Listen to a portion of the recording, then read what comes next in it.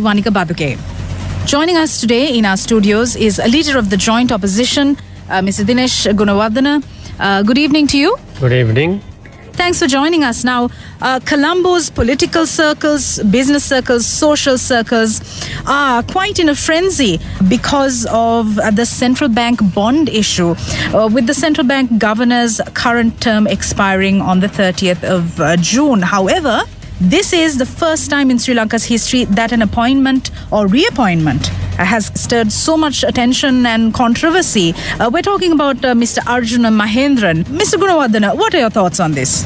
Yeah, the central bank governor has to maintain a very high profile because there's only one central bank to a country, and it has to manage and take the responsibility of a stable financial and money market to be guided by the central bank. Now, in February, March last year, the issue of the bonds by the central bank became a big issue where it was questionable, the bond transactions, and we raised it in Parliament at that time, and we were able to get the Parliamentary Committee on Public Enterprise, COPE, chaired by D. Gunasekara, to go into the matter. The tragedy was before the report could be submitted to Parliament, the previous day, Parliament was dissolved. But we did not give up. We have been subsequently raising the issue, taking the issue.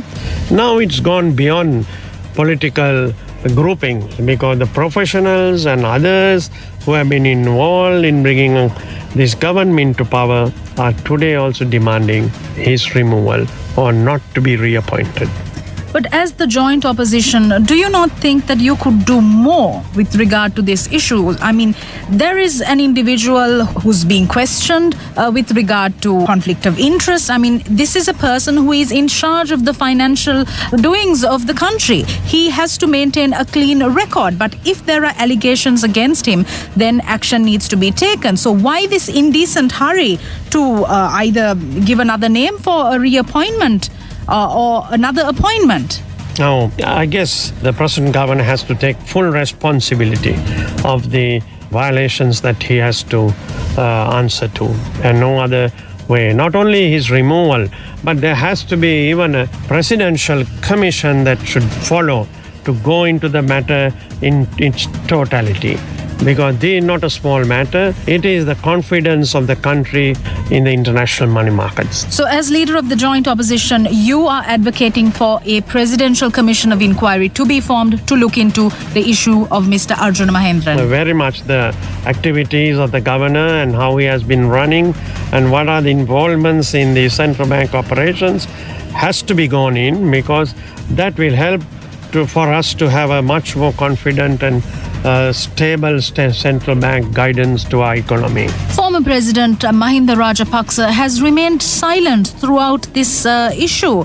Any reason for that? No, the President Mahinda Rajapaksa, he is the leader of our entire political grouping, and he has always given us the guidance as well as the blessings to go ahead and get this matter to the finality, which I hope will end by the 30th, and another beginning of a presidential commission will come to go into the matter.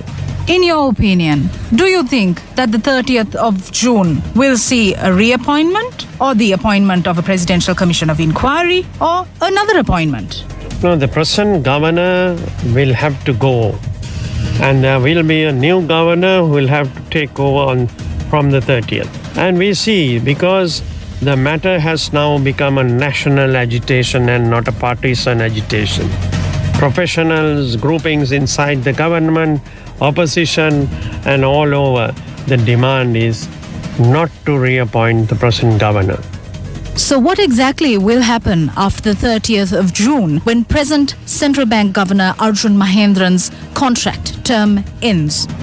Only time will tell. That's it from Talk of the Town. This is Sonali Vanika Baduke wrapping up for News First. Back to the studio. BBC News. BBC News. Live from London.